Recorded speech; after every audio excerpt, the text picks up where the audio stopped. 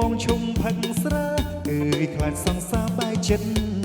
បងឈុំផឹកស្រាអើយខ្លាចសង្សារបាយចិត្តស្រឡាញ់នៅចាញ់ពាក្យថាអាណិត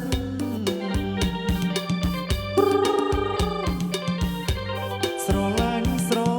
នៅចាញ់ពាក្យថាអាណិតស្នេហ៍ថាមិនដែលឈ្នះស្និទ្ធបងត្រូវតែគិតម្ដងទៀតស្នេហ៍មិនដែលឈ្នះស្និទ្ធបងត្រូវតែគិតម្ដងទៀតបើស្នេហ៍ផ្លោស្នៀតបងពិតជាយប់ស្ដាយក្រោយបើស្នេហ៍ផ្លោស្នៀតបងពិតជាយប់ស្ដាយក្រោយអោណាសង្សារបងអើយយើងត្រូវបងខំរៀបការអោសង្សារបងអើយយើងត្រូវបងខំរៀបការហេហេហេហេចិត្ត